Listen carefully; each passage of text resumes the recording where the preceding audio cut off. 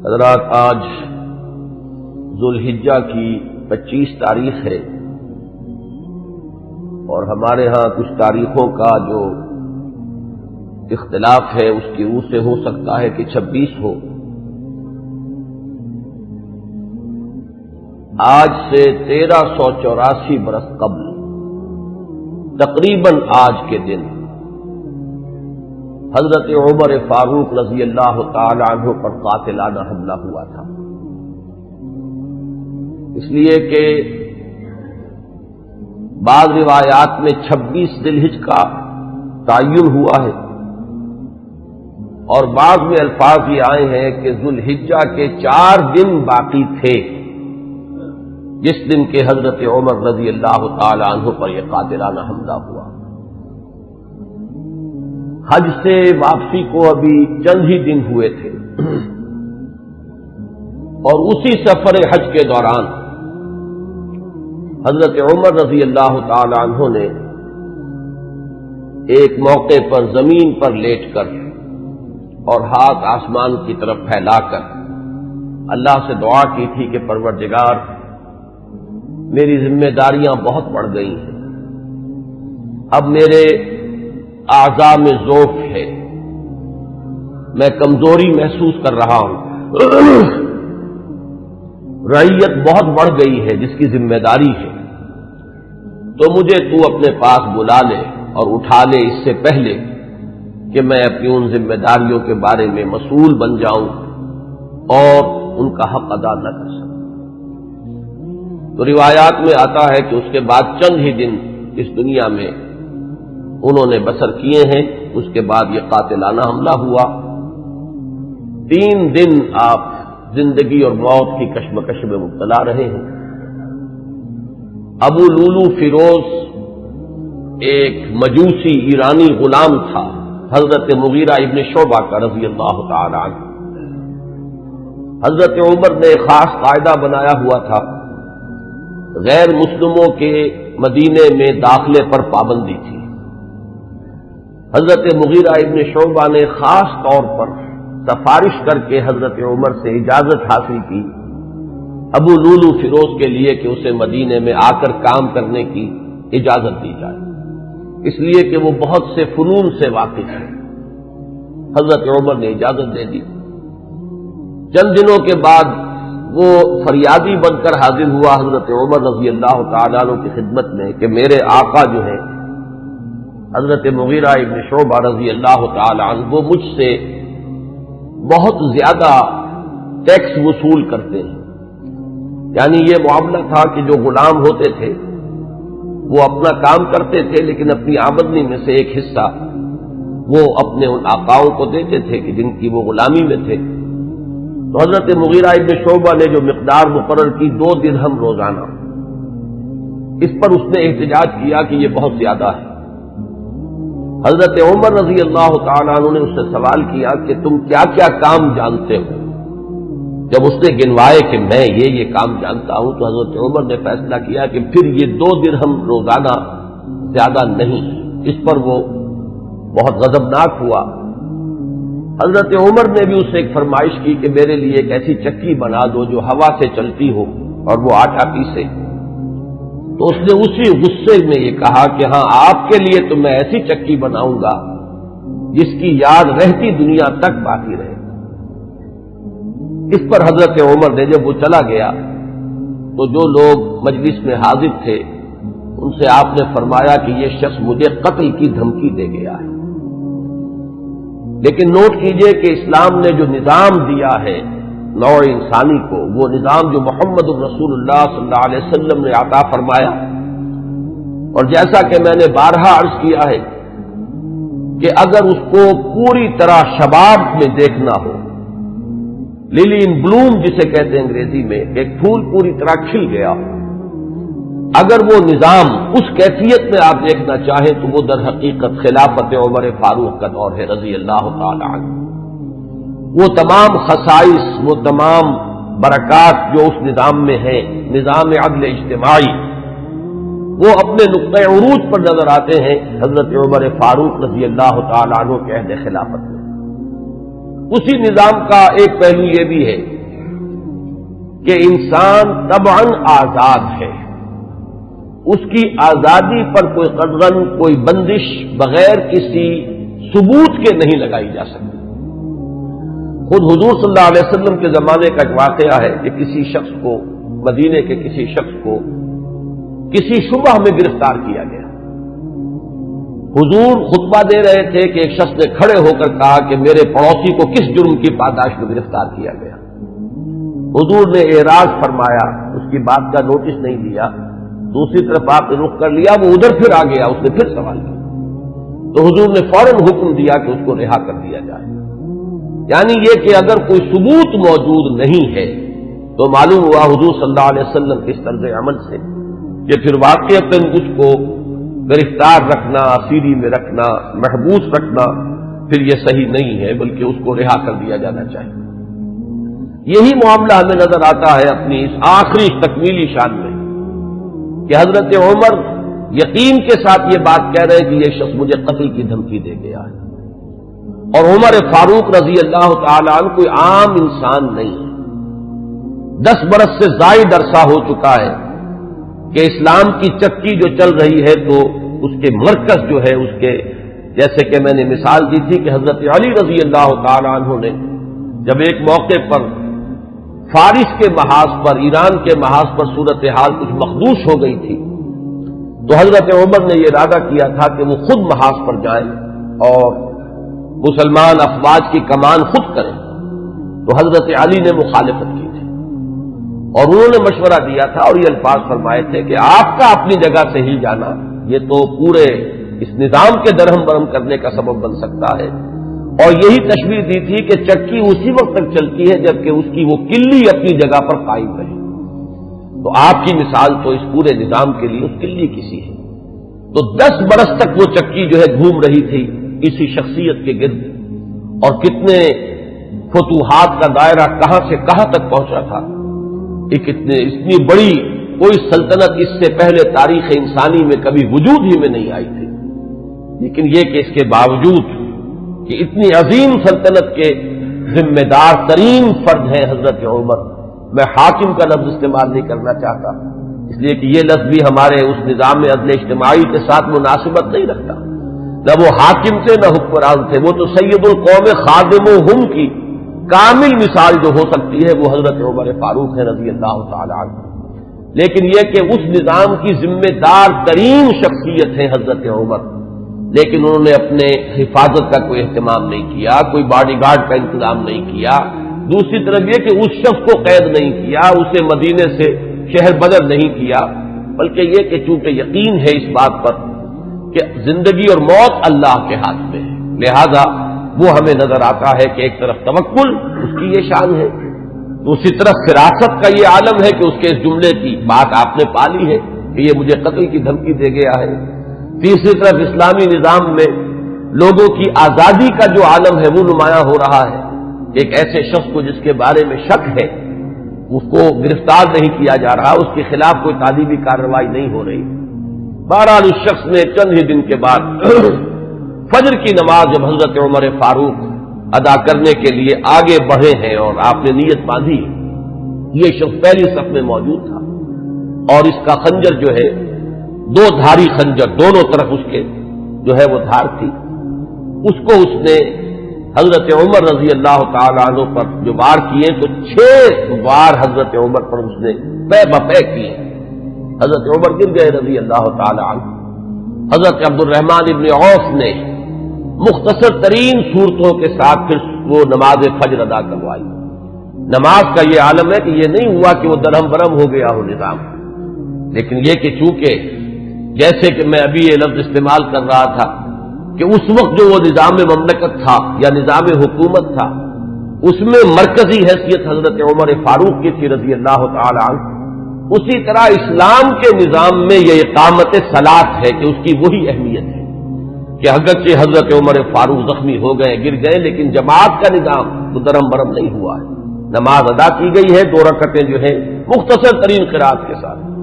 پھر لوگوں نے اس کو پکڑنے کی کوشش کی ہے تو اس نے مزید وار کر کے 13 افراد کو اور زخمی کیا۔ ایک شخص جب اس طریقے سے بکھرا ہوا ہو اور دوسرے لوگ تیار نہ ہو تو صورتحال سمجھ میں آتی ہے۔ ان میں سے 6 حضرات جو ہے وہ شہید ہو گئے۔ معاملہ صرف حضرت عمر کا نہیں، پکڑنے کی جب کوششیں ہر طرح سے ناکام ہو گئی تو کسی عراقی شخص کے بارے میں آتا ہے کہ اس نے کوئی کپڑا کمبل وغیرہ اس کے اوپر ڈالا ہے، تب وہ قابو میں آیا ہے، لیکن پھر اس نے فوراً خودکشی کر لی۔ حضرت عمر رضی اللہ تعالیٰ عنہ نے سوال کیا، جیسے ہی آپ اس قابل ہوئے کہ سوال کر سکیں کہ میرا قاتل کون ہے، جب بتایا گیا کہ وہی ابو لولو فیروز ہے تو آپ نے اللہ کا شکر ادا کیا کہ اللہ کا شکر ہے کہ میرا قاتل کوئی مسلمان نہیں ہے، یعنی جو بات کے 12-13 برس بعد ہونے والی تھی۔ حضرت عثمان رضی اللہ تعالیٰ عنہ کے قاتلین وہ جو بھی آپ انہیں کہے نام نہاد مسلمان تھے، کلمہ گو تھے، وہ محمد الرسول اللہ صلی اللہ علیہ وسلم کا کلمہ پڑھنے والے تھے، کلمہ شہادت کو انہوں نے اپنے لیے ڈھال بنایا۔ اس سے جو فتنہ شروع ہوا ہے جس کو میں اس سے پہلے بیان کر چکا ہوں کہ الفتنۃ الکبریٰ، سب سے بڑا فتنہ جو ہے وہ حضرت عثمان رضی اللہ تعالیٰ عنہ کی شہادت سے شروع ہوا ہے۔ اس سے پہلے یہ معاملہ اگرچہ حادثۃ الکبریٰ تو اسے آپ کہہ سکتے ہیں، بہت بڑا حادثہ ہے، لیکن یہ ہے کہ اس سے کسی فتنے کا آغاز نہیں ہوا، بلکہ یہ کہ اس کے بعد بھی وہ چکی اسی طرح چلتی رہی۔ کم و بیش 10 برس ہے حضرت عثمان رضی اللہ تعالیٰ عنہ کے عہد خلافت کے کہ وہ بھی اسی شان کے حامل ہے، وہی یکجہتی ہے، وہی امن و امان ہے، اسی طرح فتوحات کا سلسلہ جاری ہے، انقلاب محمدی علی صاحب الصلاۃ والسلام کا سیلاب جو ہے وہ بڑھ رہا ہے اسی شان سے، جو میں نے بارہا آپ کو سنایا ہے اقبال کا یہ مصرع کہ تھمتا نہ تھا کسی سے سیل رواں ہمارا، تو کم و بیش 10 برس اس کے بعد یہ کیفیت جاری رہی ہے،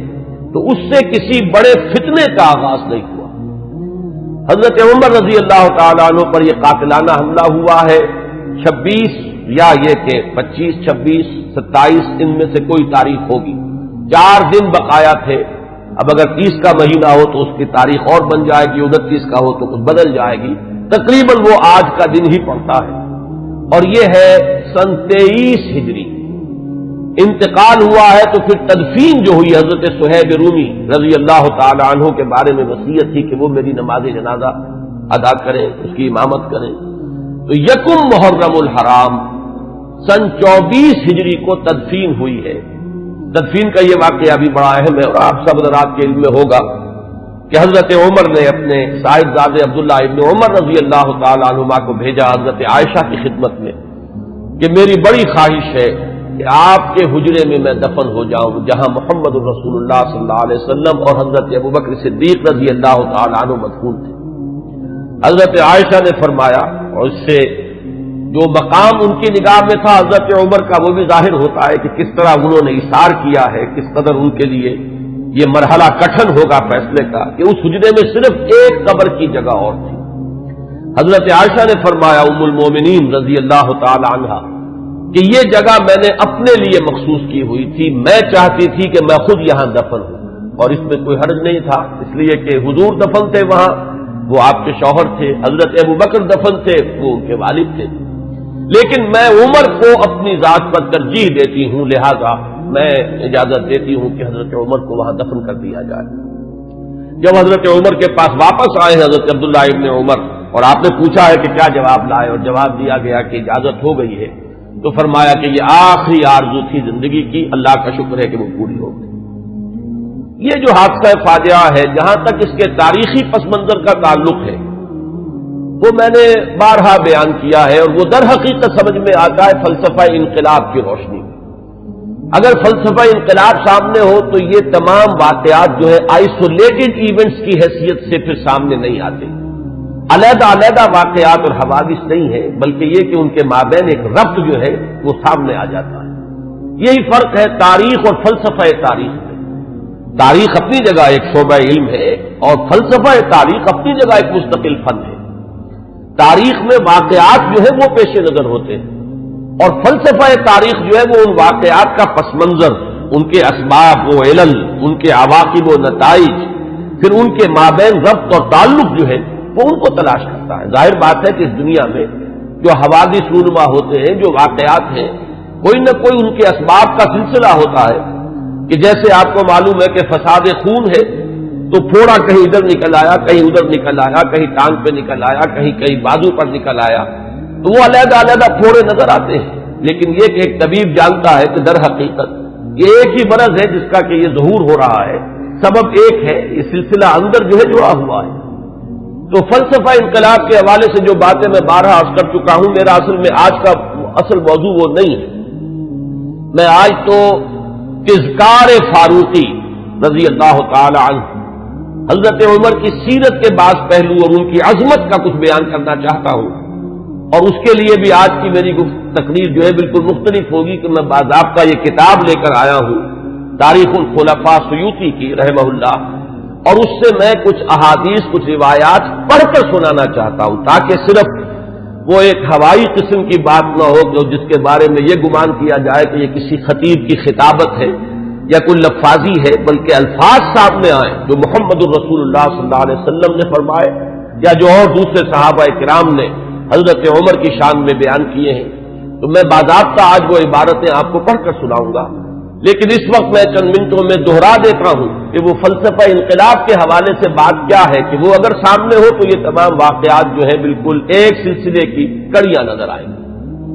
یہ میں نے بار عرض کیا ہے کہ انقلاب جو ہے اس کا خاصہ یہ ہے کہ پہلے وہ کسی ایک ملک میں آتا ہے اور ایک بڑی جان گسل ایک جد و جہد ہے اور بڑی طویل ایک جد و جہد ہے جس کے بعد انقلاب آتا ہے، اس لیے کہ انقلاب کے معنی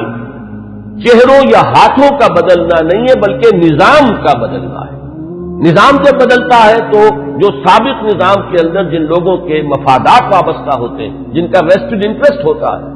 وہ کبھی یہ برداشت نہیں کرتے ایک طبقے کی حیثیت سے کہ ان کے مفادات پر کوئی زد پڑے، وہ اسٹیٹس کو چاہتے ہیں کہ جیسا ہے ویسا رہے، اس میں کوئی تبدیلی بنیادی طور پر اس نظام میں نہ آئے۔ یہ تو ہو جائے کوئی حرج نہیں کہ ایک چچا نہیں تو بھتیجا آ جائے، بھتیجا نہیں تو چچا آ جائے، ایک بھائی نہیں دوسرا بھائی برسر اقتدار آ جائے،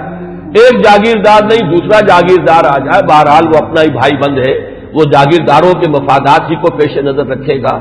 ایک سرمایہ دار نہیں دوسرا سرمایہ دار آ جائے، تو یہ تو ہو جائے کوئی حرج نہیں کہ گاؤں رفت اور خر آمد یا خر رفت و گاؤں آمد، اس میں کوئی حرج نہیں، لیکن کوئی بنیادی تبدیلی نہ ہو۔ انقلاب بنیادی طور پر نظام کو بدلتا ہے، لہذا بڑی زبردست جد و جہد اور کشمکش کے بعد یہ انقلاب دنیا میں آتا ہے۔ اس کے 6 مراحل میں نے بارہا بیان کیے۔ آخری چیز جو ہوتی ہے وہ یہ ہے کہ جب مخالف انقلاب قوتیں یہ دیکھتی ہیں کہ اب ہمارا بس نہیں چل رہا، یہ انقلاب تو اب جیسے آپ آج کل ایک الفاظ عوامی نعرے کے طور پر سنتے ہیں کہ آوے ہی آوے، کہ اب تو نظر آ رہا ہے کہ انقلاب تو آئے گا، اس کا کوئی راستہ روکنے والا نہیں ہے، تو آخری حربہ ان کا یہ ہوتا ہے کہ اس وقت وہ کونوں کھدروں میں دبک جاتے ہیں اور منتظر رہتے ہیں کہ پھر کبھی کوئی موقع آئے، کوئی بہت ہی مناسب موقع، کوئی اپارچن مومنٹ کہ اس پر پھر ہم ضربے کاری دوبارہ لگائیں، اس وقت دبک جاؤ، اس وقت جو ہے اپنے سر نیچے کرو۔ اس کو کہتے ہیں کاؤنٹر ریولیوشنری موومنٹ۔ تو حضور صلی اللہ علیہ وسلم کی 20 سالہ جد و جہد کے نتیجے میں جب عرب میں انقلاب کی تکمیل ہو گئی تو مخالف انقلاب قوتوں نے بھی اس وقت جو ہے گردن جھکا دی۔ وہ منتظر تھے کہ پھر کوئی موقع آئے تو ہم کھڑے ہو جائیں اور پھر اس انقلاب کو ناکام کریں۔ یہ در حقیقت ہوا ہے پھر خلافت ابوبکر صدیق رضی اللہ تعالیٰ عنہ کے زمانے میں۔ حضور کا انتقال ہوا، مسلمانوں کے دل زخمی تھے، مسلمانوں کا مورال ظاہر بات ہے، اس کا آپ تصور کیجئے کتنا جو ہے اس وقت مجروح ہو چکا تھا۔ اس وقت پھر یہ قوتیں ابری ہیں، ایک طرف تو نئے مدعیان نبوت کھڑے ہو گئے اسلام کی بیخکنی کے لیے، دوسری طرف زکوٰۃ کے مانعین منکرین زکوٰۃ۔ منکرین زکوٰۃ کا مطلب یہ نہیں ہے کہ انہوں نے زکوٰۃ کا انکار کیا تھا، صرف یہ کہتے تھے کہ ہم حکومت کو ادا نہیں کریں گے، اپنے طور پر کریں گے۔ یہ دو قوتیں جو ابری ہیں دونوں کی دونوں اندرون ملک عرب سے ابری ہیں، کوئی باہر کی قوت اس میں نہیں تھی بلکہ اندرون ملک عرب، کیونکہ ابھی تک انقلاب کی تکمیل بھی تو عرب ہی کی حد تک ہوئی تھی، تو جو مخالف انقلاب قوتیں وہ بھی وہیں سے ابری۔ حضرت ابوبکر صدیق رضی اللہ تعالیٰ عنہ کے مناقب کا یہ بہت اہم باب ہے کہ ایک آئرن ول کے ساتھ، ایک آہنی عظیمت کے ساتھ، بلکہ یوں کہیے کہ کوہ ہمالیہ جیسی عظیمت کے ساتھ انہوں نے مقابلہ کیا اور ان تمام مخالف انقلاب تحریکوں کو اور قوتوں کو کچل کر اور پھر انہوں نے ذمہ داری جو ہے سنبھالی حضرت عمر فاروق کو، اور بہت جلد وہ تو اللہ تعالیٰ کے حضور میں اور محمد الرسول اللہ صلی اللہ علیہ وسلم کی رفاقت کے لیے وہ آخرت میں روانہ ہو گئے۔ اب جو دور آیا ہے جس کا آغاز حضرت ابو بکر کے زمانے میں ہوا تھا، ویسے تو یہ کہ غزوہ تبوک اور غزوہ موتا حضور کی حیات طیبہ میں ہوئے ہیں، لیکن ابھی تک کوئی فتوحات کا دائرہ جو ہے حضور کے زمانے میں نہیں تھا۔ حضرت ابو بکر کے زمانے میں فتوحات کا معاملہ شروع ہوا، شام میں پیش قدمی ہوئی، کچھ عراق کے اندر بھی پیش قدمی ہوئی۔ یہ شام عرب، عراق عرب، اصل میں یہ عرب ہی کے ملک کے حصے ہیں جن پر کے چونکہ زرخیز علاقے تھے تو اس وقت کی دو سپر پاورز نے قبضہ کیا ہوا تھا۔ شام عرب پر قبضہ تھا سلطنت روما کا، اور عراق عرب پر قبضہ تھا سلطنت فارس کا، تو اصل میں تو یہ عرب علاقے تھے۔ بہرحال حضرت ابوبکر صدیق کے زمانے میں فتوحات ہوئی، کچھ شام میں کچھ عراق میں۔ پھر اصل جو فتوحات کا سیلاب تھا وہ حضرت عمر کے زمانے میں آگے آیا ہے، اور اس میں آپ کو معلوم ہے پورا شام فتح ہوا، پورا ایران فتح ہوا، اور کہاں سے کہاں تک حدود پہنچ گئے۔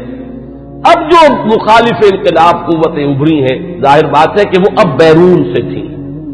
ایک اندرون سے سازش، یہودی سازش عبداللہ ابن سبا کی، اور دوسری طرف یہ کہ عجمی انتقام، اس لیے کہ جہاں تک تعلق ہے سلطنت روما کا، ایک تو یہ کہ وہ بالکل ختم نہیں ہوئی تھی، ابھی اس کے شمالی افریقہ کے مقبوضات بھی بقایا تھے، ابھی اس کے پاس جس کو آپ ایشیا مائنر کہتے ہیں، ایشیائی کوچک، وہ بھی باقی تھا اس کے، اور یورپین مقبوضات بھی ابھی باقی تھے، تو وہ بالکل ختم نہیں ہوئی تھی۔ صرف یہ ہے کہ یوں سمجھیے کہ ایک ٹانگ اس کی ٹوٹ گئی تھی کہ ویسٹ ایشیا سے تقریباً اسے بے دخل کر دیا گیا، جبکہ سلطنت ایران کا معاملہ یہ کہ وہ تو بالکل ختم ہو گئی، اس کی دھجیاں اڑ گئیں، اس کا کوئی وجود نہیں رہا۔ وہ جو سلسلہ چلا آ رہا تھا ان کے ہاں ایک شہنشاہی سلسلہ، وہ ختم ہو کر رہ گیا۔ اس اعتبار سے جو اصل رد عمل ہوا ہے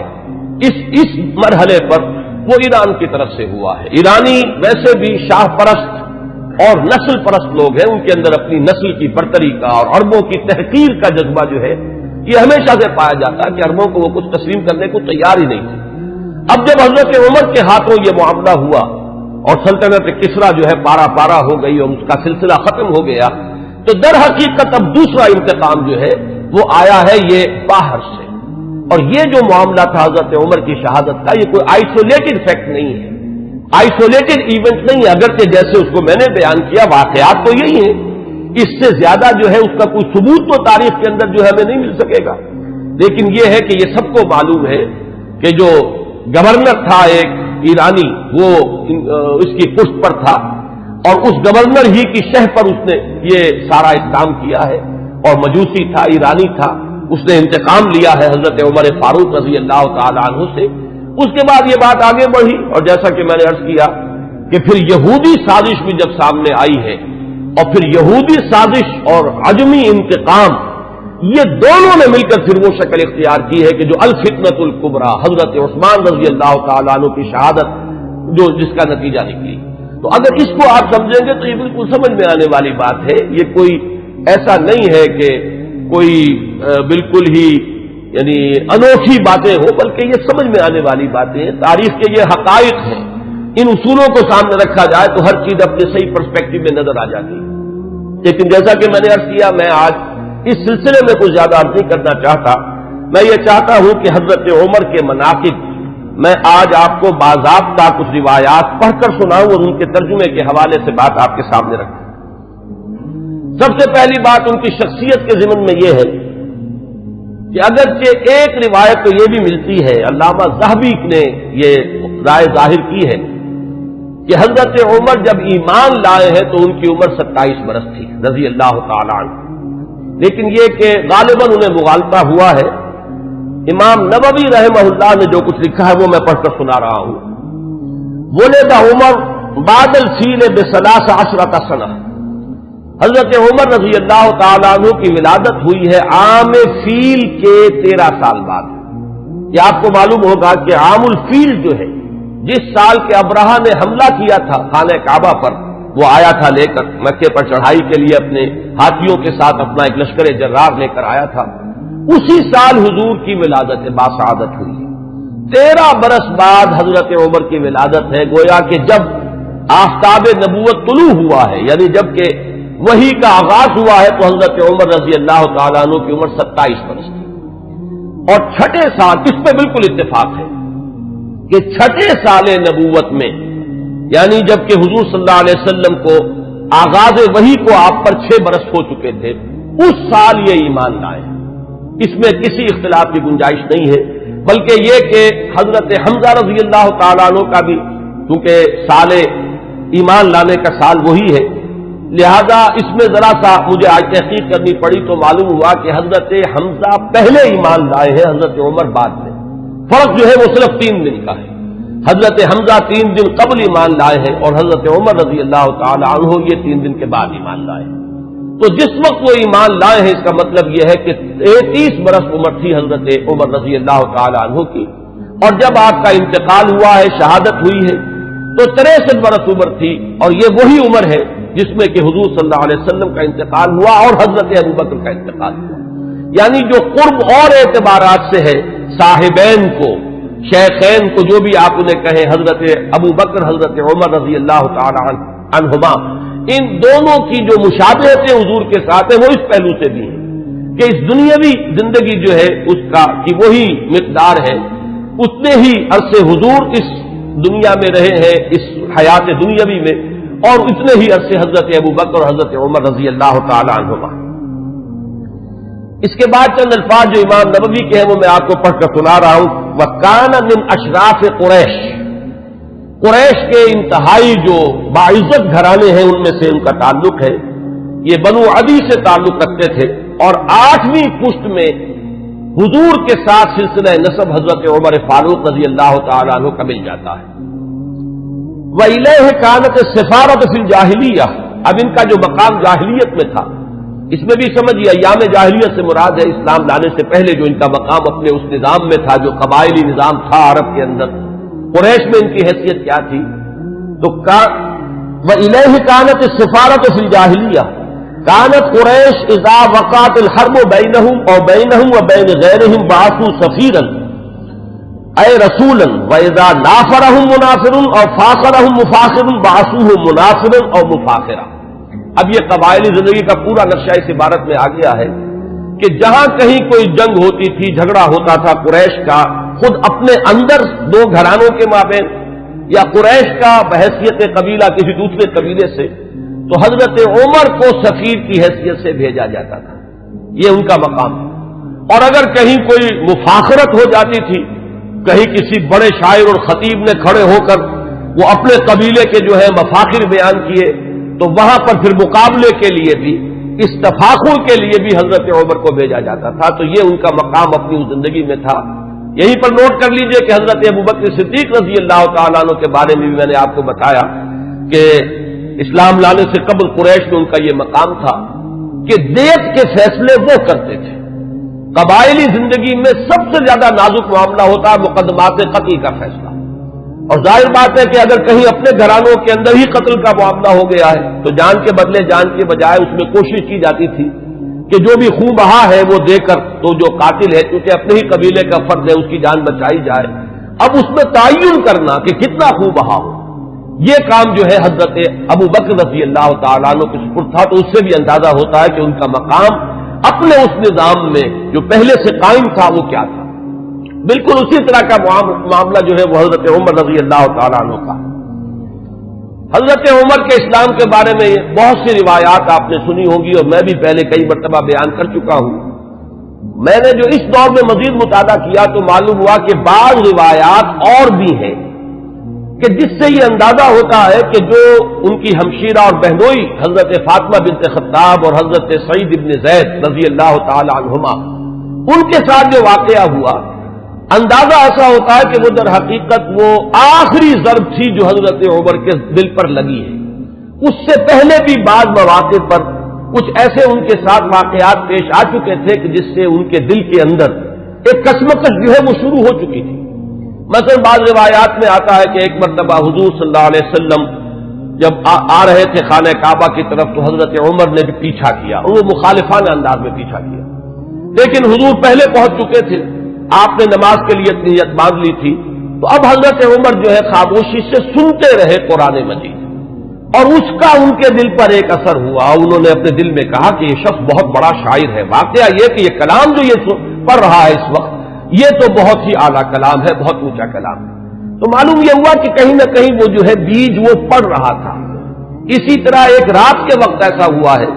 کہ حضرت عمر کی کسی ہمشیرہ کو وہ ولادت کا مرحلہ درپیش تھا، تو کسی دائی وغیرہ کی تلاش کے لیے وہ نکلے ہیں رات کو۔ اس وقت انہوں نے دیکھا کہ حضور اور آپ کے ساتھ چند اور لوگ ہیں جو کھڑے ہیں اور نماز پڑھ رہے ہیں، تو خانہ کعبہ کے پردوں میں چھپ کر آپ نے پھر حضرت عمر نے اس وقت وہ سنا کہ یہ کیا پڑھ رہے ہیں، اور اس سے بھی ان کا کہنا یہ ہے کہ میرے دل کے اندر ایک کشمکش شروع ہو چکی تھی۔ یہ بات جو ہے نفسیاتی اعتبار سے سمجھ میں آتی ہے۔ بسا اوقات ایسا ہوتا ہے کہ ایک شخص کے اوپر ایک کسی حقیقت کا انکشاف ہو رہا ہے تدریجاً، لیکن ابھی وہ جو پچھلی عصبیتیں ہیں، اپنے آبائی عقائد یا اپنے آبائی دین کے ساتھ جو ایک جذباتی تعلق ہے، وہ ابھی اتنا مضبوط ہے کہ ریزسٹ کر رہا ہے، اندر ہی اندر وہ کشمکش جو ہے وہ جاری ہے۔ لیکن ان روایات سے یہ معلوم ہوتا ہے کہ وہ واحد واقعہ نہیں ہے جو اس وقت ہوا، بلکہ یہ کشمکش ہو رہی تھی۔ وہ آخری بات جو ہے جسے میں تشبیہ کہا کرتا ہوں کہ غبارے کو پھاڑنے والی چیز جو ہے وہ تو وہی واقعہ ہے جو حضرت فاطمہ کے ساتھ یعنی ان کے ہمشیرہ کے ساتھ پیش آیا ہے، ان کے اور ان کے بہنوئی اور بہن کے مابین، کہ حضرت عمر تو نکلے تھے فیصلہ کر کے کہ بس اب تلوار ننگی لے کر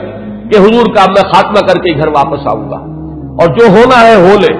لیکن یہ کہ یہ جو کلکل ہو رہی ہے اور یہ جھگڑا جو قریش کے اندر ہو گیا ہے، گھر گھر جو ہے فساد ہے، باپ بیٹے سے جدا ہو رہا ہے، بھائی بھائی سے کٹ گیا ہے، بیوی شوہر سے علیحدہ ہو رہی ہے، تو یہ فساد ہم کب تک برداشت کریں گے؟ تو جو اس فساد کا سبب ہے اس کو ختم کر دیا جائے، پھر دیکھا جائے گا جو ہوگا۔ یہ جو میں کہہ رہا ہوں جو دیکھا جائے گا جو ہوگا، اس میں بھی جب تک قبائلی پس منظر سامنے نہ ہو یہ بات سمجھ میں نہیں آئے گی کہ جو چیز انہیں روک نہیں تھی حضور کے خلاف اقدام کرنے پر قریش کو، کفار قریش کو، وہ یہی بات تھی کہ حضور کا جو گھرانہ ہے بنی ہاشم وہ حضور کے پشت پر تھا، اور قبائلی زندگی میں یہ ہوتا ہے کہ اب عقیدہ جو ہے بہرحال بنو ہاشم کے فرد ہے اور خاندان کی حمایت حاصل ہے۔ اگر حضور کے خلاف کوئی اقدام کرتے تو بنو ہاشم ان کی مدافعت میں اور ان کے ساتھ جو ہے میدان میں آ جائیں گے۔ نتیجہ یہ نکلے گا کہ قریش کے دو گھرانے آپس میں ٹکرا جائیں گے، یا قریش کے مابین جو ہے ان کے اپنے اندر جو ہے ایک کشمکش شروع ہو جائے گی، اور یہ چیز جو ہے جیسے کہ ایک عام محاورہ بھی ہے کہ house divided amongst itself can not stand, تو ہمیں جو مقام حاصل ہے پورے عرب میں، جو سیادت اور قیادت اور چودراہٹ ہماری چل رہی ہے، اگر ہم آپس میں لڑ پڑے تو پھر وہ ہماری قیادت اور سیادت جو ہے چودراہٹ وہ ختم ہو جائے گی۔ یہ روک تھا قریش، جو کفار قریش ہے ان کے راستے میں یہ رکاوٹ تھی کہ حضور کے خلاف کوئی اقدام نہیں کر رہے تھے۔ بالآخر حضرت عمر نے طے کیا اب جو ہو سو ہو، اب تو میں یہ کام کر کے رہوں گا۔ اس وقت وہ چلے ہیں، لیکن یہ کہ درمیان میں بعض روایات میں نام آتا حضرت حذیفہ رضی اللہ تعالی عنہ، اور غالباً یہ ابو سفیان کے بیٹے ہیں جو ایمان لا چکے تھے۔ حضرت عمر کو معلوم نہیں تھا، انہوں نے جب دیکھا کہ تیمر جو ہے بہت ہی اس وقت عمر کے بدلے ہوئے ہیں، پوچھا کیا معاملہ ہے؟ کہ میں جا رہا ہوں کہ آج تو بس فیصلہ چکا کے آؤں گا اور محمد کو میں قتل کر دوں گا صلی اللہ علیہ وسلم۔ انہوں نے بڑی حکمت سے کام لے کر رخ موڑ دیا کہ تم پہلے اپنے گھر کی خبر تو لو، تمہاری بہن اور تمہارے بہنوں ہی مان لا چکے۔ اب جو جلال کا عالم ہوا ہوگا عمر کا رضی اللہ تعالیٰ عنہ، اس کا آپ اندازہ کیجئے، جس قدر غضبناک ہو کر وہ گئے ہیں، اور دروازہ جو ہے وہ دھڑدھڑایا تو وہ اندر اس وقت جو ہے حضرت خباب بن الارت آئے ہوئے تھے رضی اللہ تعالیٰ عنہ، اور وہ انہیں سورہ طٰہٰ ابھی نازل ہوئی تھی، تو میاں بیوی جو ہے حضرت سعید ابن زید اور فاطمہ بنت خطاب جو ان کی زوجہ ہے حضرت سعید کی، انہیں وہ سورہ طٰہٰ پڑھا رہے تھے۔ تو اسی میں یہ پہنچ گیا، اندازہ ہو گیا عمر ہے، تو انہوں نے چھپایا حضرت خباب کو تو کہ ان کے تو آتے ہی شاید تھر ہی قلم کر دے، میں تو پھر بھی بہن ہوں، اور یہ شوہر جو ہے نہ صرف یہ کہ بہنوئی ہے بلکہ چچا زاد بھائی ہے، اس لیے کہ حضرت عمر کے والد خطاب اور دادا نفیل ہی کے بیٹے تھے حضرت زید۔ میں حضرت اس لیے کہہ رہا ہوں اگرچہ وہ حضور پر وحی کے آغاز سے پہلے جو ہے ان کا انتقال ہو گیا، لیکن موحد کامل تھے وہ، اور ان کے بیٹے حضرت سعید، تو یہ چچا زاد بھائی ہیں آپس میں، تو چچا زاد بھائی بھی ہے بہنوئی بھی ہے، تو کچھ نہ کچھ بات تو کرے گا۔ لیکن یہ کہ خباب بن الارت رضی اللہ تعالیٰ عنہ اس کا تو جو ہے سر قلم کر دیتے حضرت عمر، لیکن یہ کہ بہرحال اس کے بعد جو واقعہ وہ آپ نے اکثر نے سنا ہوگا، مارنا شروع کیا، بہنوئی کو مارا، لہو لہان کر دیا، بہن آئی ہے درمیان میں، اس کے ایک تھپڑ زور کا مارا ہے کہ پورا چہرہ جو ہے وہ خون سے آلودہ ہو گیا۔ اس حالت میں انہوں نے پھر جو ایک عزیمت کا اظہار کیا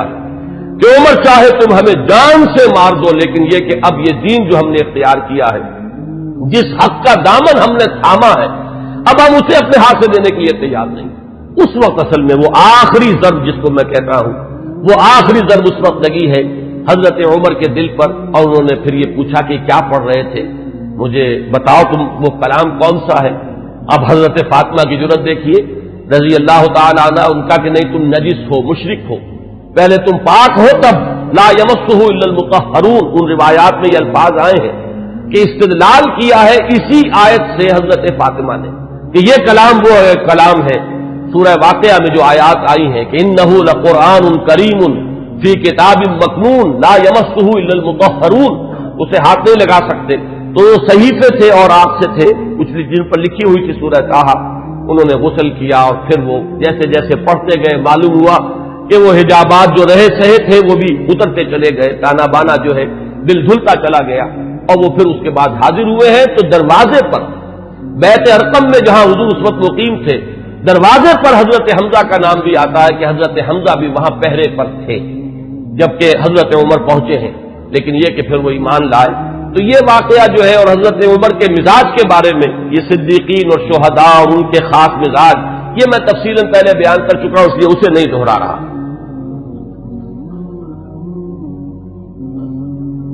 حضرت عمر کا جو مقام ہے صحابہ کرام میں، اس کے بارے میں علامہ سیوطی، بلکہ یہ کہ یہ علامہ نووی جو شارح ہیں مسلم شریف کے، ان کے الفاظ میں اب آپ کو سنا رہا ہوں۔ هو احد السابقین الاولین واحد العشرۃ المشہود لهم بالجنہ واحد الخلفاء الراشدین واحد اصحاب النبی علیہ الصلوۃ والسلام، اور آخری الفاظ اہم ترین ہیں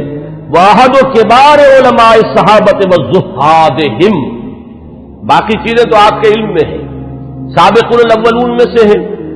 اکثر کا اتفاق یہ ہے کہ حضرت عمر جس وقت ایمان لائے ہیں تو لگ بھگ 40 افراد اس وقت تک ایمان لا چکے تھے، لیکن بہرحال یہ سابقون الاولین میں ان کا شمار ہے۔ پھر یہ کہ 10 جن کے بارے میں کہ حضور نے صراحت کے ساتھ جنت کی بشارت دی ہے اس دنیا ہی میں، جنہیں ہم کہتے ہیں عشرہ مبشرہ، ان میں سے ایک ہے۔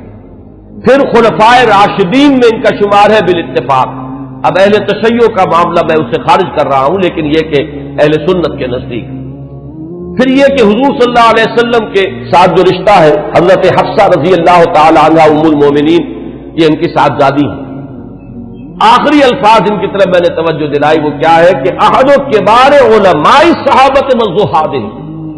دونوں اعتبارات سے کہ وہ صحابہ کرام میں جو مختلف اوصاف کے اعتبار سے تقسیم کی جاتی ہے،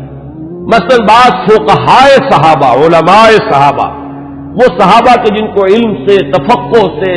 قرآن اور سنت کے گہرے فہم سے خصوصی مناسبت تھی، تو حضرت عمر رضی اللہ تعالی عنہ کا شمار بھی انہی میں سے۔ اور زہادہم، سب سے زیادہ جو زاہد، زہد میں جن کا کہ یوں سمجھیے کہ آخری درجہ ہے، انتہائی سادگی سے زندگی بسر کرنا اور پیون لگے ہوئے کپڑے پہننا، حضور صلی اللہ علیہ وسلم کا نقشہ جو ہے جو مدنی زندگی میں ہمیں نظر آتا ہے، ابتدائی مکی دور جو ہے اس میں تو حضور صلی اللہ علیہ وسلم کے لیے خاصی آسائشیں تھی اللہ تعالیٰ نے جو پیدا کر دی تھی، اس لیے کہ حضرت خدیجہ رضی اللہ تعالیٰ عنہ سے شادی کے بعد سہولتیں تھیں، اس لیے کہ وہ بہت دولت مند مالدار خاتون تھی۔ لیکن مدنی دور میں جو اصل آپ کی یوں سمجھیے کہ دنیاوی، اگر اسے لفظ اقتدار سے ہم موسوم کریں تو دنیاوی اقتدار کا دور جو ہے آپ کا، وہ تو مدنی دور ہے اگر دنیا کے اعتبار سے اصطلاح کا استعمال کیا جائے، اگرچہ حضور صلی اللہ علیہ وسلم کے لیے لفظ مجھے موضوع معلوم نہیں ہوتا، لیکن اس وقت جو آپ نے فقر اختیاری جو ہے، جو اس کا ہمیں سیرت مطہرہ کے اندر جو ہے مظاہرہ ملتا ہے کہ آپ نے اپنے اختیار سے فقر اور درویشی کی زندگی اختیار کی، اس میں بتمام و کمال حضرت عمر فاروق اور حضرت ابوبکر صدیق رضی اللہ تعالی عنہما، یہ دونوں بھی بالکل عکس کامل نظر آتے ہیں حضور صلی اللہ علیہ وسلم کے اس صحبت کا۔ تو وہ صحابہ کرام میں سے علماء اور فقہاء میں بھی چوٹی کے جو ہے ان میں ان کا شمار ہے، حضرت علی ان میں ہے، حضرت عائشہ ان میں ہے، مختلف جو ہے یہ حضرات ہیں ان میں حضرت عمر ہے۔ پھر زہاد میں بھی جو سب سے زیادہ فقراء صحابہ کا جو نقشہ تھا، حضرت عمر نے اپنے اختیار سے وہی نقشہ اپنی زندگی میں اختیار کیا۔ कुल 539 अहादीस हैं जो हजरत उमर से बढ़वी। लेकिन जो खास बात नोट करने की है कि उनसे जो अजल्ला सहाबा हैं, जलील कद्र सहाबा, हजरत उस्मान ने उनसे रिवायत की, हजरत अली ने उनसे रिवायत की, हजरत तलहा ने उनसे रिवायत की, साद इब्न अबी वक्कास ने उनसे रिवायत की, अब्दुर्रहमान इब्न औफ उनसे रिवायत करने वाले हैं, इब्न मसऊद, हजरत अबू जर, अम्र इब्न अबसा और उनके बेटे खुद हजरत उमर के साहिबजादे अब्दुल्ला, इब्न अब्बास, इब्न जुबैर, अनस, अबू हुरैरा और अम्र इब्न आस, अबू मूसा अशरी, ये सहाबा किराम हैं जिन्होंने हजरत उमर से रिवायत की। बात समझ लीजिए कि जाहिर बात है कि हुजूर की सोबत में हर वक्त तमाम सहाबा तो नहीं रहते थे। अब एक वक्त में हजरत उमर है और हजरत उमर ने हुजूर से कोई बात सुनी है, बाकी सहाबा उस वक्त मौजूद नहीं है, तो सहाबा भी एक दूसरे से रिवायत करते हैं। ये नहीं है कि सहाबी से सिर्फ ताबी रिवायत करेगा, बल्कि सहाबा भी कि जो एक दूसरे से जो रिवायत करते हैं कि जो बात उन सहाबी ने जो रावी है हुजूर से बराह रास्त सुनी है और वो सहाबी के जो उस महफिल में नहीं थे, तो जाहिर बात है कि वो फिर रिवायत करेंगे उन सहाबी से कि जो हुजूर की महफिल में थे, जिन्होंने वो अल्फाज हुजूर सल्लल्लाहु अलैहि वसल्लम की ज़बान मुबारक से खुद सुने।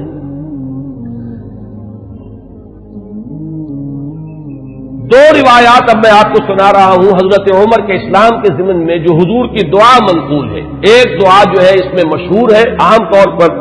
हजरत उमर के मौजू पर, सीरत के मौजू पर जो तकरीरें आपने सुनी होंगी उनमें आपकी सुनने में आई होगी। एक दूसरी है, वो भी मैं चाहता हूं कि आज आप सुन लें। पहली रिवायत इमाम तिरमिज़ी रहमतुल्लाह अलैह लाए है और इसके रावी हजरत अब्दुल्लाह इब्न उमर है रज़ी अल्लाह तआला अन्हुमा। अन्ना नबी अलैहिस्सलातु वस्सलाम क़ाल, हुजूर सल्लल्लाहु अलैहि वसल्लम ने फरमाया, अल्लाहुम्मा अइज़्ज़िल इस्लाम बिअहब्बि हाज़ैनि अर्रजुलैनि इलैक उमर इब्न अल-ख़त्ताब और बिअबी जहल इब्न हिशाम। और इसी रिवायत को तिबरानी ने हजरत इब्न मसऊद और हजरत अनस रज़ी अल्लाह तआला अन्हुमा से रिवायत किया। गोया कि ये तीन रिवायतें हैं, लेकिन ये कि सनद के एतबार से जो इमाम तिरमिज़ी की रिवायत है वो चूंकि ऊंची है लिहाजा मतन उसका दिया है। बाकी ये रिवायत जो है तिबरानी लाए है हजरत अब्दुल्लाह इब्न मसऊद से और हजरत अनस से रज़ी अल्लाह तआला अन्हुमा कि ऐ अल्लाह, इन दो अशखास में से जो तुझे महबूब हो उसके इस्लाम के जरिए से इस्लाम को इज्जत अता फरमा। कौन है वो दो अशखास? हजरत उमर रज़ी अल्लाह तआला अन्हु, उमर इब्न अल-ख़त्ताब और अम्र इब्न हिशाम। अबू जहल उसकी असल में कुन्नियत है, नाम उसका अम्र था। ये उमर है, वो अम्र है।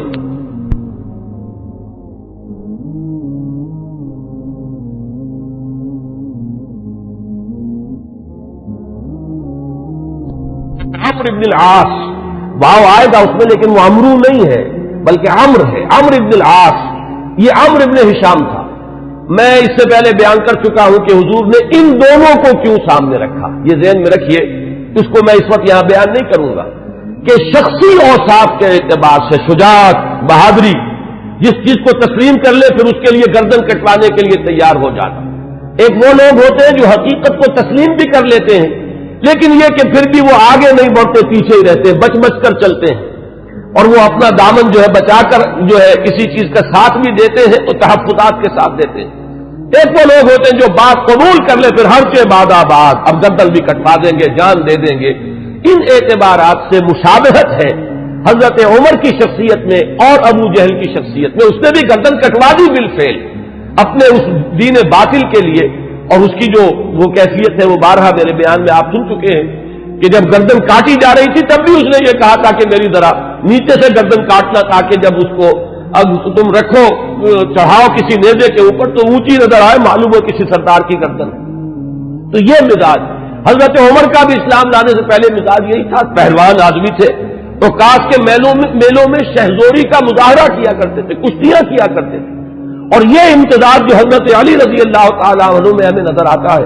कि वो शुजा भी थे और बहुत बड़े आलिम भी थे। यही इम्तिजाज हजरत उमर की शख्सियत में, इंतहाई शुजा, बहादुर, मैदान के मर्द,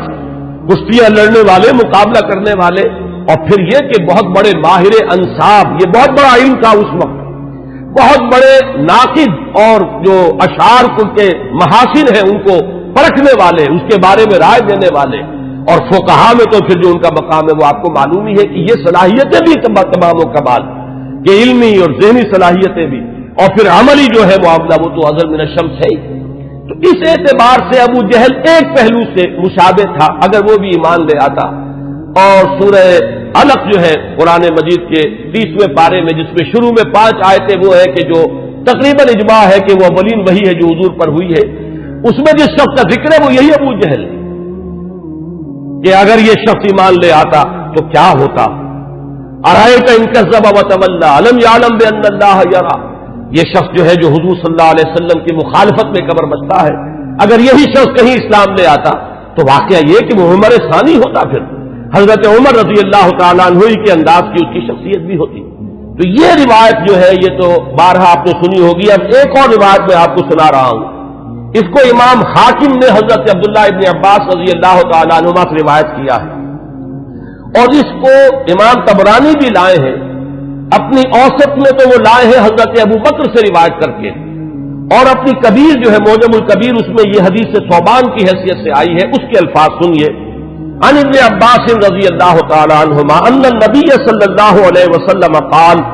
اللہم اعز الاسلام بعمر بن الخطاب خاصتا. اس روایت میں ابو جہل کا نام نہیں ہے بلکہ خاص طور پر گویا کہ حضرت عمر ہی کے لیے حضور صلی اللہ علیہ وسلم دعا فرمائی اور اللہ تعالیٰ نے قبول فرمائی. اسی لیے ہمارے ہاں علماء حضرت عمر کے لیے لفظ استعمال کیا کرتے مراد رسول، کہ جن کے لیے خاص طور پر حضور صلی اللہ علیہ وسلم نے دعا کی ہے اور اللہ تعالیٰ نے آپ کی دعا کو شرف قبول عطا فرمایا ہے اور حضرت عمر بن الخطاب کو ایمان کی توفیق عطا فرمائی ہے. اب میں آپ کو کچھ تو وہ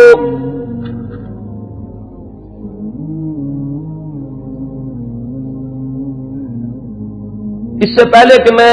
حضور صلی اللہ علیہ وسلم نے جو مناقب بیان فرمائے ہیں حضرت عمر کے وہ بیان کروں، چند اقوال بعض صحابہ کے.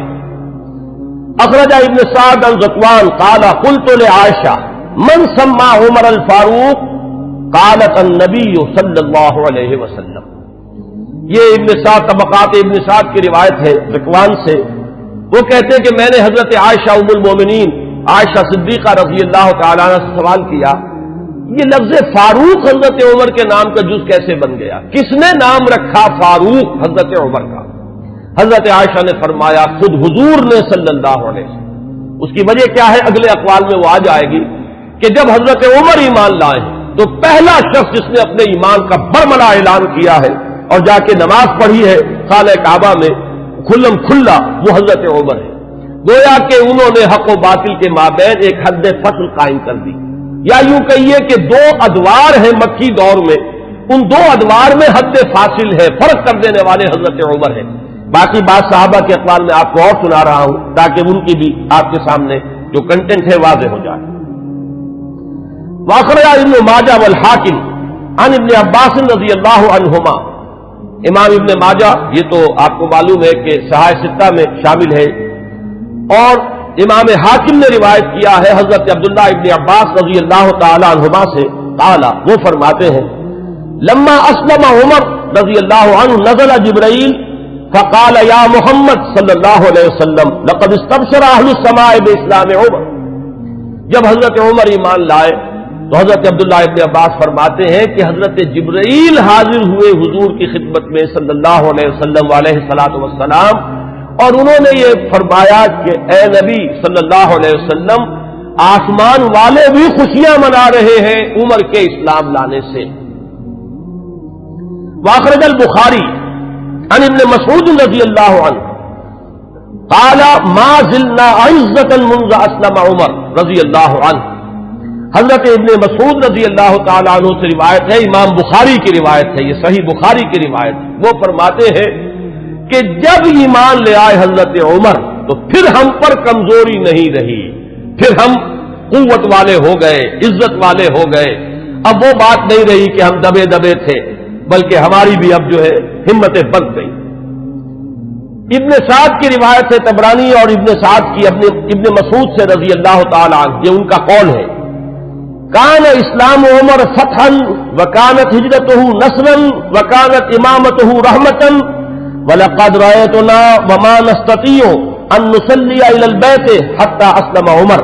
فَلَمَّا أَسْلَمَ عُمَرُ قَاتَلَهُمْ حَتَّى تَرَكُونَا فَصَلَّيْنَا. حضرت عبداللہ ابن مسعود جو ہے یہ مناقب میں بیان فرما رہے ہیں، حضرت عمر کا اسلام لانا گویا کہ اسلام کی فتح تھی، ان کی ہجرت اسلام کی نصرت تھی، ان کی امامت اسلام کے حق میں رحمت تھی، اور ہم اپنے آپ کو دیکھتے تھے، یعنی ایمان لا چکے تھے لیکن ہم بیت اللہ میں نماز نہیں پڑھ سکتے تھے جب تک کہ عمر اسلام نہیں لے آئے۔ جب عمر اسلام لے آئے تو پھر انہوں نے مقابلہ کیا کفار کا، تو انہوں نے پھر ہم سے تعارض کرنا چھوڑ دیا، اب ہم نے بیت اللہ میں نمازیں پڑھنی شروع کر دی۔ یہی وہ لفظ ہے جس کی وجہ سے کہ حضرت عمر فاروق قرار پا رہے ہیں۔ واخرج ابن سعد والحاکم عن حذیفہ رضی اللہ عنہ لما اسلم عمر كان الاسلام كالرجل المقبل لا يزداد الا قربا فلما قتل عمر كان الاسلام كالرجل المدبر لا يزداد الا بعدا۔ یہ بہت ہی حکیمانہ قول ہے حضرت حذیفہ کا رضی اللہ تعالی عنہ، اور اسے امام حاکم نے اور ابن سعد نے دونوں نے روایت کیا ہے۔ یہ حضرت حذیفہ فرما رہے ہیں کہ جب حضرت عمر اسلام لے آئے تو اسلام ایک آنے والے شخص کے مانند ہو گیا کہ جو شخص آ رہا ہو وہ ہر لحظہ آپ سے قریب تر ہوتا چلا جا رہا ہے۔ گویا کہ یہ اسلام کی ترقی کا ایک اور اسلام کے اقبال کا یہ ایک کی علامت بنا ہے حضرت عمر کا اسلام لانا۔ ولما قتل عمر، اور جب عمر شہید کر دیے گئے رضی اللہ تعالی عنہ، کان الاسلام كالرجل المدبر، تو اب اسلام ایک جانے والے شخص کے مانند ہو گیا، لا یزداد الا بعدا، کہ جو جانے والا ہے وہ ہر قدم جو اٹھاتا ہے وہ ہم سے اور دور ہوتا چلا جاتا ہے۔ گویا کہ اسلام کی عزت کا جو نقطہ عروج ہے، کلائمیکس ہے، وہ حضرت عمر کی ذات ہے کہ در حقیقت ان کے ساتھ ہی اسلام کا دور اقتدار شروع ہوا، غلبہ دور۔ وہ حدیث جو ہے بہت اہم ہے جو امام مسلم لائے ہیں حضرت ابو ہریرہ رضی اللہ تعالی عنہ سے کہ حضور نے فرمایا بدا الاسلام غریبا وسیعود کما بدا فطوبى للغرباء۔ اسلام کا جب آغاز ہوا ہے تو وہ اجنبی سا تھا، لوگ اس کے جاننے پہچاننے والے نہیں تھے، کچھ اس کے ہمدرد و غمخوار نہیں تھے، بلکہ اصل میں تو مخالفت تھی، مقابلہ تھا۔ حضور نے فرمایا کہ اب اگرچہ دور آ گیا ہے کہ اسلام کو غلبہ حاصل ہو گیا، لیکن عنقریب اسلام پھر اسی حالت کو لوٹ جائے گا۔ تو تہنیت ہو، مبارکباد ہو، خوشخبری ہو ان لوگوں کے لیے جو جب اسلام حالت غربت کو پہنچ جائے تو وہ بھی اسلام کے دامن سے وابستہ رہے، چاہے وہ خود بھی لوگوں کے اندر جو ہے ان کو پہچانا نہ جائے، اجنبی ہو کر رہ جائیں، انہیں دقیانوسی کہا جائے، لیکن وہ اسلام کے دامن سے وابستہ رہے، ان کے لیے تہنیت اور مبارکباد ہے۔ اس حدیث میں سمجھیے تو یوں کہا جا سکتا ہے کہ حضرت عمر ہے وہ حد فاصل، کہ وہ بدا الاسلام غریباً سے اسلام کا جو دور اقتدار شروع ہو رہا ہے، غلبے کا دور، قوت اور عزت کا دور، وہ حضرت عمر کی ذات سے ہے، اور پھر جو ڈھلوان شروع ہو گئی ہے وہ بھی حضرت عمر رضی اللہ تعالیٰ عنہ کی شہادت سے۔ واخرج طبرانی عن ابن عباس رضی اللہ عنہما قال اول من جہر بالاسلام عمر بن الخطاب، سب سے پہلے جس شخص نے اسلام کا اعلان کیا علی الاعلان وہ حضرت عمر ہے۔ یہ حضرت عبداللہ ابن عباس رضی اللہ تعالیٰ عنہما کا قول ہے۔ ہجرت کے ضمن میں بھی ایک روایت ہے، میں چاہتا ہوں کہ اگرچہ اس کا ذکر پہلے بھی آیا ہے لیکن آج لفظاً میں سنا دینا چاہتا ہوں۔ اخرج ابن عساکر عن علی رضی اللہ عنہ، اس روایت کے راوی حضرت علی ہیں۔ قال ما علمت احد الحاجر الا مختفیا الا عمر بن الخطاب، حضرت عمر فرماتے میں نہیں جانتا کسی بھی شخص کو مگر یہ کہ اس نے ہجرت کی ہے خفیہ طریقے پر سوائے عمر بن الخطاب، یعنی جو بھی ہجرت کے لیے نکلتا تھا خفیہ طریقے سے نکلتا تھا، لوگوں کو معلوم نہ ہو جائے، خام خواہ راستہ روکیں گے، کوئی تکلیف پہنچائیں گے، سوائے حضرت عمر کے۔ اب آپ اس حضرت علی رضی اللہ تعالیٰ عنہ کی زبان سے حضرت عمر کی جو ہجرت ہے اس کا پورا واقعہ سنیے۔ فَإِنَّهُ لَمَّا هَمَّ بِالْهِجْرَةِ، اس لیے کہ جب حضرت عمر نے ارادہ کیا ہجرت کا، تَقَلَّدَ سَيْفَهُ، تو انہوں نے اپنی جو ہے تلوار جو ہے وہ لی، گردن میں ڈالی، وَتَنَكَّبَ قَوْسَهُ، اپنی کمان جو ہے وہ اپنے کندھے میں ڈالی، وَانْتَقَضَ فِي يَدِهِ أَسْهُمًا، اور اپنے ہاتھ میں تیر بھی لے لیے تیار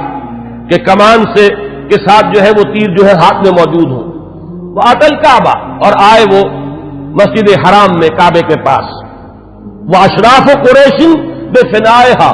اور قریش کے بڑے بڑے سردار جو ہیں وہ کعبے کے صحن میں، یہی جس وقت مسجد حرام کہلاتی ہے، خانہ کعبہ تو وہی گھر ہے اس کے ساتھ جو صحن ہے یہ فنا ہے اس کا صحن ہے. فطاف سبعا، تو 7 چکر لگائے حضرت عمر رضی اللہ تعالیٰ عنہ نے اسی کیفیت کے اندر خانہ کعبہ کے. ساتھ ہی آپ کو معلوم ہوگا اشواط ہوتے ہیں جب عمرے کے لیے یا حج کے اندر جب بھی وہ طواف کیا جاتا تو ساتھ ہے. ثم صلی رکعتین عند المقام، پھر مقام ابراہیم کے پاس آ کر پورے سکون سے 2 رکعتیں پڑھی. ثم اتی حلقہم واحد واحدۃ، پھر جو لوگ بیٹھے ہوئے تھے ایک ایک کے پاس آ کر انہوں نے کہا فقالت شاہق الوجوہ، لوگ چہرے جو ہے وہ کملا گئے، عزت ختم ہوئی. اور اس کے بعد فرمایا من اراد ان تسکلہ امہ او ییتم ولدہ او ترمل زوجتہ، جس شخص کی بھی یہ خواہش ہو کہ اسے روئے اس کی ماں اور یتیم ہو جائے اس کے بچے اور بیوہ ہو جائے اس کی بیوی، فلیلقنی وراء ھذا الوادی، تو وہ آئے اور اس وادی کے پیچھے ذرا مجھ سے مقابلہ کر لے. یہ اعلان کر کے ذرا الفاظ غور کیجئے، جس کا بھی ارادہ ہو، جو چاہتا ہو کہ اسے اس کی ماں روئے اور اس کے بچے یتیم ہو جائیں اور اس کی بیویاں یا بیوی جو ہے وہ بیوہ ہو جائے، تو ذرا آ جائے میرا مقابلہ کر لے. فرمایا حضرت علی فرماتے فما تبعہ منہم احد، ان میں سے کسی کو یہ جرأت نہیں ہوئی کہ وہ حضرت عمر کا پیچھا کرتا. اس کے بعد اب چند احادیث میں آپ کو سنا رہا ہوں جو حضرت عمر کی شان میں، اگرچہ امام سیوطی نے تو یہ بہت سے اس میں نقل کیے ہیں، لیکن میں یہ چاہتا ہوں کہ صرف صحاح کی جو روایات ہے وہ آپ کو سناؤں. باقی یہ کہ ابن عساکر اور حاکم مختلف اور طبرانی یہ جو یعنی کتابیں حدیث کی ہیں جن کا درجہ بہرحال وہ نہیں ہے، وہ آپ میں سے جس کو بھی شوق ہوگا وہ اس کو اپنے طور پر مطالعہ کر لے گا. لیکن یہ روایات جو ہیں یہ تو متفق علیہ. اخرج الشیخان عن ابی ہریرہ رضی اللہ عنہ، اب یہ حضرت امام بخاری اور امام مسلم دونوں کی یعنی کا اتفاق ہے اس روایت پر. قال، حضرت ابو ہریرہ فرماتے ہیں قال النبی علیہ الصلوۃ والسلام، حضور صلی اللہ علیہ وسلم نے فرمایا بین انا نائم، کہ اسی اثناء میں کہ میں سویا ہوا تھا، رأیتنی فی الجنہ، میں نے اپنے آپ کو جنت میں پایا. یہ خواب کا ذکر فرما رہے حضور. فإذا امرأة تتوضأ إلى جانب قصر، تو میں نے دیکھا کہ ایک عورت، ایک خاتون ہے، ایک بہت بڑا قصر ہے، محل ہے، اس کے ساتھ کوئی لان ہوگا، پائن باغ ہوگا، اس میں وہ وضو کر رہی ہیں. قلت لمن هذا القصر، میں نے پوچھا، فرشتوں سے پوچھا ہوگا آپ نے، کس کا ہے یہ محل؟ قالوا لعمر، تو مجھے بتایا گیا کہ یہ عمر کا محل ہے. فذکرت غیرتک، اب یہ بات بھی حضور فرما رہے حضرت عمر سے کہ عمر اس وقت مجھے تمہاری غیرت کا احساس ہوا کہ گویا کہ وہ تمہاری زوجہ ہیں جنت میں جن کو میں نے دیکھا، تو مجھے اندازہ ہوا تمہاری تو بڑی غیرت ہے تمہاری طبیعت میں کہ میں نے تمہاری بیوی کو دیکھا اس وقت. تو حضرت فولّیت مدبرا، تو میں تمہاری غیرت کا خیال کر کے فوراً وہاں سے ہٹ گیا. فبکا عمر، حضرت عمر اس پر رو پڑے. وقال علیک غار یا رسول اللہ، تو انہوں نے فرمایا کہ حضور کیا میں آپ سے غیرت کروں گا؟ کیا اس کا کوئی امکان ہے کہ میری غیرت جو ہے وہ آپ کے معاملے کے اندر اس طریقے سے جاگے؟ بہرحال اس حدیث نے حضرت عمر کا جو مقام ہے اس کو واضح کیا. پھر سنیے، اخرج الشیخان عن ابن عمر ان رسول اللہ صلی اللہ علیہ وسلم قال، یہ بھی متفق علیہ روایت ہے. حضور نے فرمایا بینا انا نائم شربت، میں ایک سویا ہوا تھا، خواب ہی میں نے پیا، یعنی اللبن، کیا پیا؟ دودھ پیا. حتی انظر الری یجری من اظفاری، اتنا پیا کہ وہ جو اس کے تر و تازگی اس سے پیدا ہوئی، میں نے محسوس کیا کہ اس کا اثر میرے ناخونوں تک پہنچ گیا. وہ تازگی جو ہے یا وہ قوت جو حاصل ہوئی اس سے وہ میرے ناخونوں سے ٹپک رہی ہے، بہہ رہی ہے. ثم ناولتہ عمر، پھر میں نے وہ پیالہ جو ہے وہ عمر کو دے دیا. قالوا فما اولتہ یا رسول اللہ، صحابہ نے پوچھا حضور آپ نے اس خواب کی کیا تعبیر کی؟ قال العلم، حضور نے فرمایا وہ پیالہ وہ علم کا پیالہ ہے جس سے میں نے سیر ہو کر پیا، اور پھر میں نے وہ پیالہ عمر کے حوالے کر دیا اور اس نے اس سے پیا. پھر سنیے تیسری حدیث، اخرجہ الشیخان، پھر اس حدیث کے راوی بھی دونوں ہیں امام بخاری امام مسلم. عن ابی سعید الخدری رضی اللہ عنہ، حضرت ابو سعید خدری فرماتے ہیں قال سمعت النبی صلی اللہ علیہ وسلم، حضور صلی اللہ علیہ وسلم سے میں نے خود سنا، یقول، یہ فرماتے ہوئے بینا انا نائم رأیت الناس عرضوا علی وعلیہم قمص، میں سویا ہوا تھا، میں نے دیکھا بہت سے لوگ میرے سامنے پیش کیے گئے، انہوں نے قمیصیں پہنی ہوئی ہیں لیکن ان قمیصوں کا سائز جو ہے بڑا مختلف ہے۔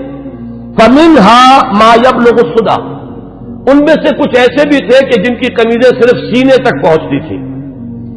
ومنها ما یبلغ دون ذلك، بہت سے ایسے تھے جن کی قمیضیں لمبی تھیں، اس سے زیادہ تھیں۔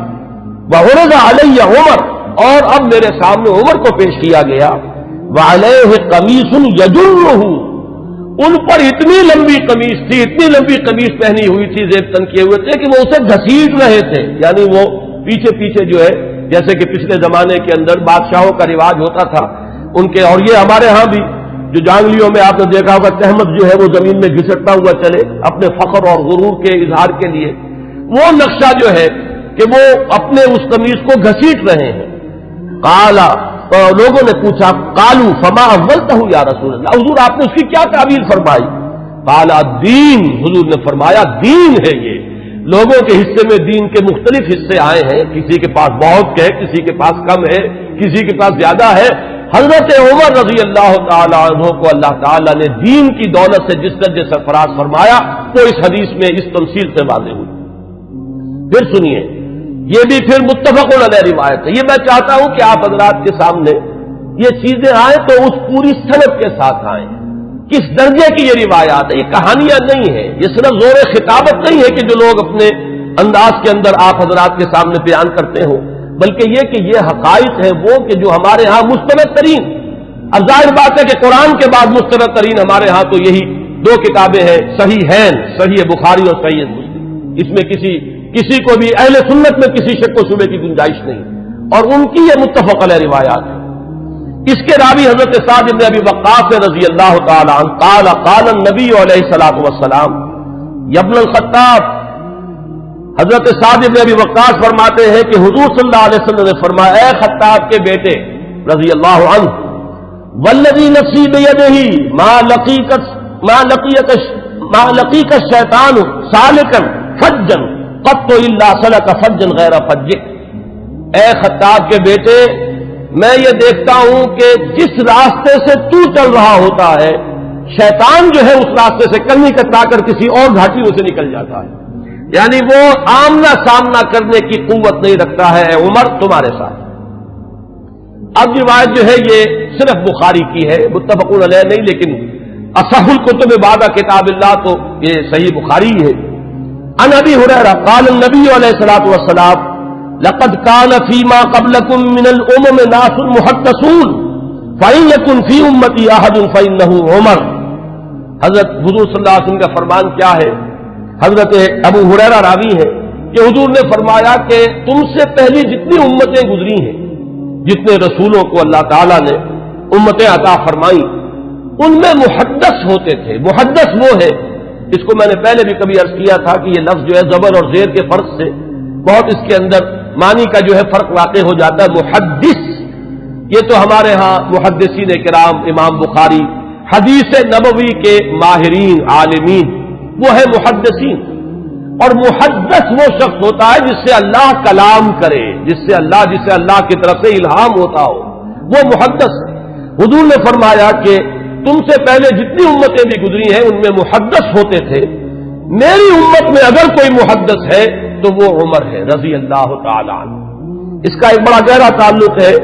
کہ کتنی چیزیں، کتنے معاملات ہیں، اگرچہ میں نے نشان تو اور بہت سی روایات کے اوپر بھی لگائے ہوئے ہیں، لیکن میں سمجھتا ہوں کہ میں اسی پر اکتفا کروں۔ البتہ ایک چیز جو ہے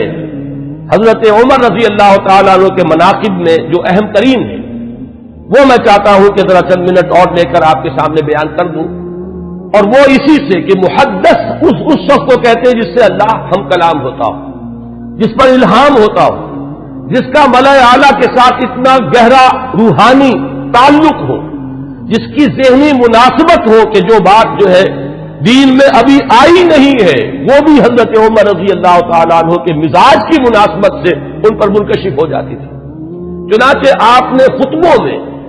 ہمارے ہاں اہل سنت کے خطبوں میں جب مختلف نام لیے جاتے ہیں خلفائے راشدین کے، تو ہر ایک کی شان میں کچھ الفاظ بارہا آپ نے سنے ہوں گے۔ چنانچہ حضرت ابوبکر کے بارے میں الفاظ آتے ہیں کہ تمام لوگوں میں انبیاء کے بعد بالاتفاق جو افضل ترین انسان ہے وہ حضرت ابوبکر ہے. حضرت عمر کے بارے میں الفاظ آتے ہیں الذی کان رأیہ موافقا بالوحی والکتاب، عمر بن الخطاب رضی اللہ عنہ. اس میں چونکہ کچھ قافیہ بھی ملانے کی جن حضرات نے بھی یہ خطبہ مرتب کیا ہے،